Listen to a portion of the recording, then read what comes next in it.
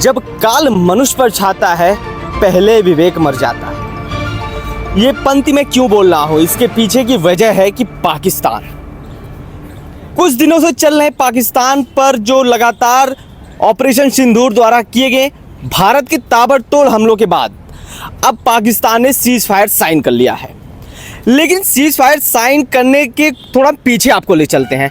पहले पाकिस्तान अपने पापा अमेरिका के पास जाता है कि पापा बचा लो, नहीं तो भारत वाले हमको कहीं के नहीं छोड़ेंगे। और वही हुआ कि पाकिस्तान के पास जो सबसे भयानक सबसे बेहतरीन मिसाइल फतेह है, उसको उसने दिल्ली के ऊपर छोड़ा, लेकिन वो उसे जो है हरियाणा में मार गिराया गया। अब फतेह के बाद पाकिस्तान एकदम से बिलबिला उठा, घबरा गया कि ये हो क्या रहा है। हम तो परमाणु बम की गीदड़ भभकिया देते थे भारत को, लेकिन भारत ने तो उल्टा ही छेड़ दिया जंग।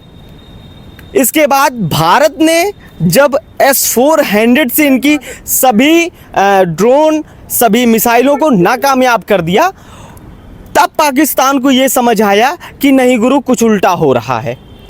अब इस उल्टे के पीछे एक और आईना छिपा हुआ है। उस आईने को भी हम आपको दिखाते हैं। ब्रह्मोस मिसाइल का तो नाम आपने खूब चर्चे में सुना होगा। ये ब्रह्मोस मिसाइल त्रेता युग का ब्रह्मास्त्र है। ब्रह्मास्त्र क्यों है? इसके अगर ये अपनी जमीन छोड़ती है तो सामने वाले टारगेट की जमीन से उठा देती है। ये समझिए, वो आपने वाला डायलॉग तो सुना होगा ना कि ये 2.5 किलो का मुक्का है, जहां गिरता है आदमी उठ जाता है। तो सेम वो ब्रह्मोस मिसाइल है। अब ब्रह्मोस मिसाइल जब हमारे भारत ने अटैक किया ब्रह्मोस से, तो पाकिस्तान को पता चल गया कि अब याचना नहीं, अब रण होगा, जीवन जय की मरण होगा। चाहे वो बात आसिम मुनीर की करें, चाहे वो बात आतंकवाद की करें, चाहे वो बात ISI की करें, किसी का सिक्का नहीं चला भारत के सामने। सीज फायर को साइन कर दी है।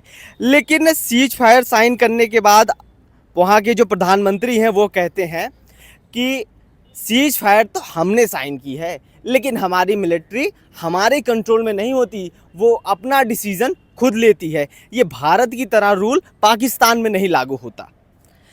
मिलिट्री सीमा पर खड़ी हुई है और अभी जो है भारत में भी जो हमारी जल वायु थल सेना है वो भी तैनात है। जो गोली का उत्तर है वो गोले से दिया जाएगा, ये स्टेटमेंट राजनाथ सिंह जी कहते हैं। अब आपकी क्या प्रतिक्रिया है ये आप हमको कमेंट में बताएंगे। इससे पहले हम लोगों की प्रतिक्रिया लेते हैं। ये बताइए, S-400 का नाम सुना आपने? हाँ जी, S-400 का नाम सुना है हमने, जो कि रशिया से मंगाया गया मिसाइल है और जो पाकिस्तान के ऊपर ऐसा गिरेगा कि पाकिस्तान उठ जाएगा। बिल्कुल बिल्कुल, ये जिक्र मैंने किया था कि ये 2.5 किलो का हाथ है, जहां गिरता है वो आदमी उठ जाता है।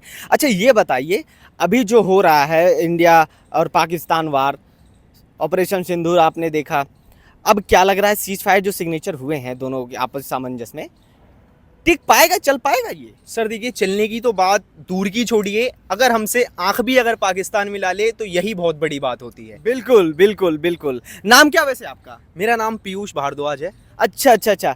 तो भारद्वाज जी ये बताइए, अभी तक तो सिंदूर ऑपरेशन में आपने देखा कि लगातार बहुत ही मतलब क्या बोलते हैं उसको, सुपरसोनिक मिसाइलों का हमने यूज़ किया है। अब क्या लगता है कि पाकिस्तान जो गीदड़ भभकिया देता था परमाणु बम फेंकने की, कहाँ गया वो सब? सर देखिए, परमाणु तो एक ऐसी चीज़ है पाकिस्तान के लिए कि वो उनकी सिर्फ छवि ही सही कर सकती है। पाकिस्तान को ना ही खाने को दे सकती है, ना उनको किसी युद्ध पोत में जिता सकती है। और भारत की तो बात आप छोड़िए, वो अफ़गानिस्तान से ही अगर अपना लोहा कायम करवा ले तो यही बड़ी बात है।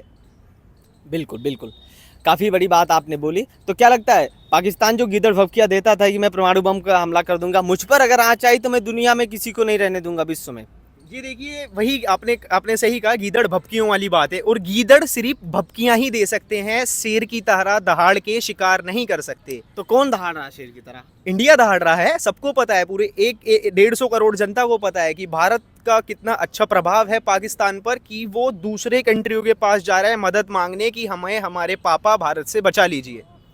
बिल्कुल बिल्कुल। अच्छा, आपने क्या पाकिस्तान का मैप देखा है? बिल्कुल देखा है, मुझे तो जैसे कुत्ते का आकार होता है कुछ ऐसा, व्यक्ति ऐसा प्रतीत मुझे ऐसा होता है, जहाँ जहाँ तक मुझे लगा है। बिल्कुल प्रतीत नहीं होता, है, ऐसा ही है बिल्कुल। है बिल्कुल। तो खैर है, इसी के साथ मैं समाप्त करूंगा। बने रहिए हमारे साथ रोज देश और दुनिया की नई नई खबर के लिए। धन्यवाद।